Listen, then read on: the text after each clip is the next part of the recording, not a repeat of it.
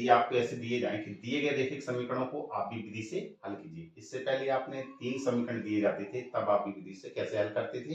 ये प्रश्न है जब आपकी 2 ही चर राशियां दी जाएं और 2 ही समीकरण दिए हों, तब हम कैसे निकालेंगे। तो हल करने का तरीका क्या है, सबसे पहले लिखेंगे हल और इन प्रश्नों को उतार लेंगे। ये पहला समीकरण मान लीजिए और इसको दूसरा समीकरण। लिखने का तरीका वही है कि दिए गए समीकरणों को आव्यूह रूप में लिखने पर, और आव्यूह रूप क्या होता है, ए एक्स बराबर बी।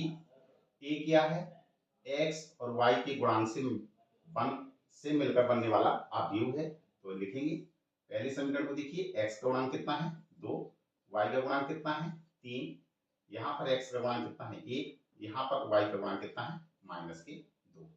एक्स का मतलब क्या है कि समीकरण हमारा किन चरों से मिलकर बना है, तो एक्स और वाई से मिलकर बना है, तो पहले को एक्स लिखेंगे, दूसरे को वाई। बराबर में बी लिखा है, तो बी का मतलब क्या होता है, जो समीकरण के बराबर में लिखे हों मान, उन मानों को उतार लीजिए, 1 है और माइनस का 1। अब यहाँ पर आप बता देंगे कि जहां पर ए बराबर क्या है, तो आप लिख लेना, ए के स्थान पे कौन है, ए वाला मान है, एक्स के स्थान पे कौन मान है, ए है, और जी किसके स्थान पे है, बी के स्थान पे। तो आपने ए बराबर लिखा कितना 2, 3, 1 और -2। अब आपको क्या करना है, इनसे सबसे पहले तो आपको ए मॉड निकालना है। तो ए मॉड हम कैसे निकालते हैं, तो ए मॉड निकालने का तरीका बिल्कुल ही आसान है। आपस में कैंची गुणा कराएंगे, तो 2 का गुणा -2 में करेंगे, -2 दूनी 4, ऑटोमेटिक माइनस का चिन्ह। 1 का गुणा 3 में करेंगे, 3 एकम 3, इसको हल कर लीजिए, कितना आया -7। तो हुआ ए नॉट इक्वल टू, यानी ए मॉड का मान कितना निकल के आया, नॉट इक्वल टू 0। तो लिखेंगे अतः ए इनवर्स निकालना संभव है। ठीक है, सबसे पहले आपको ये देखना होता है। ठीक है, अब आप जानते हैं ए इनवर्स निकालने के लिए सबसे पहले कोफैक्टर निकालते हैं। तो यहाँ पे लिखेंगे सहगुणनखंड। तो सहगुणनखंड हम कैसे निकालते हैं, सबसे पहले ये 1 1 -1 1 की पावर i प्लस जे होता है, i के स्थान पर 1 है, j के स्थान पर 1 है, और आप पहली पंक्ति पहले स्तंभ को छोड़ दीजिए, पहली पंक्ति पहला स्तंभ छोड़ा, -2 यहाँ पे लिखेंगे, -1 की पावर 1 + 1 2, यानी -1 की पावर सम संख्या है, तो आपका प्लस में आंसर आना है, प्लस का गुणा माइनस में करेंगे तो माइनस का चिन्ह आएगा, -2। a12 निकालेंगे, तो -1 की पावर i के स्थान पर 1 और j के स्थान पर 2 है। पहली पंक्ति दूसरे स्तंभ को छोड़ दीजिए, पहली पंक्ति दूसरे स्तंभ को छोड़ा, कितना आया 1, हल कर लीजिए।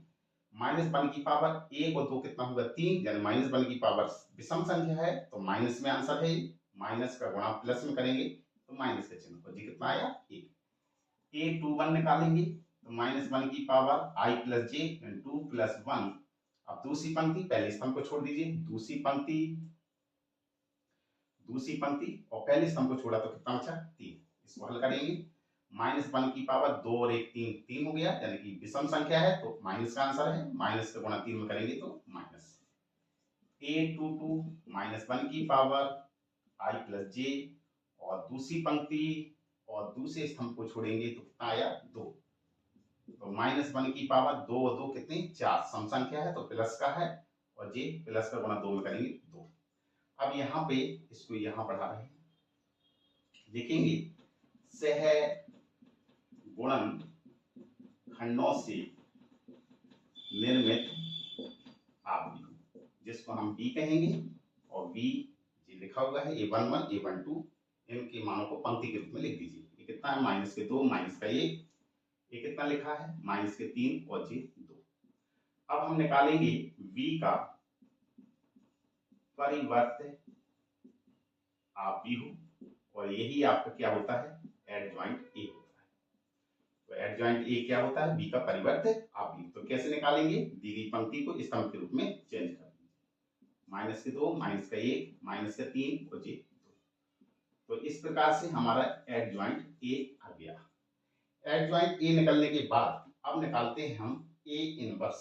तो ए इनवर्स के लिए जगह यहाँ देख लीजिए, ए इनवर्स निकालेंगे तो ए इनवर्स बराबर का होता है एडजॉइंट ए, इसमें मॉड ए का भाग कर देंगे। एडजॉइंट ए कितना आया है उतार लीजिए, माइनस का 2 माइनस का 3 माइनस का 1 और जी 2, और ए मॉड का मान कितना आया है आपका,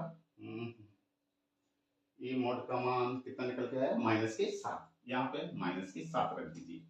अब ए इनवर्स का मान हम इस समीकरण को आगे बढ़ाते हैं, यहाँ से x का मान निकालते हैं तो b और a कहा जाता है इसके बटे में, आगे हल करेंगे a ऊपर चला जाएगा तो a इनवर्स हो जाएगा और इसको समीकरण नंबर a मान लिया जाता है। तो a सभी मान यहाँ पे रख देंगे, इसको पहले सबसे पहले उतार लीजिए।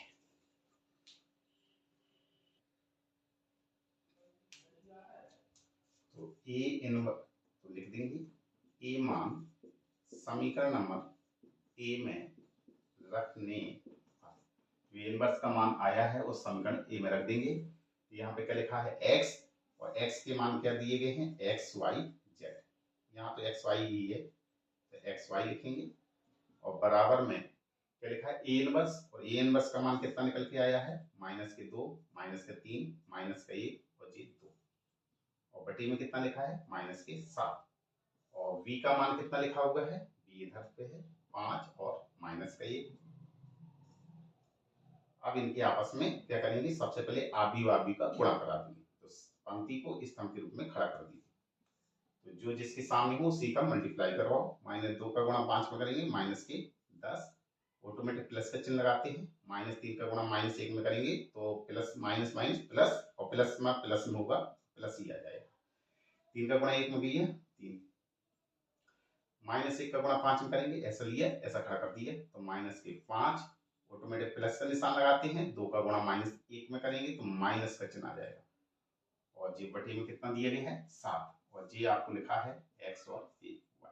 हल करेंगे आगे, जी x है और जी y है, तो जी कितना आया आपका -10 में से 3 गया कितना बचेगा माइनस की 7, -5 और -2 माइनस की 7, और बटे में ये माइनस का 7 है, -7 का क्या करेंगे अलग अलग भाग कर देंगे, तो यहाँ पे x और जी y है बराबर -7 का भाग -7 में देंगे तो प्लस का 1 आएगा, -7 का भाग -7 में देंगे तो प्लस का 1 आएगा, दोनों ओर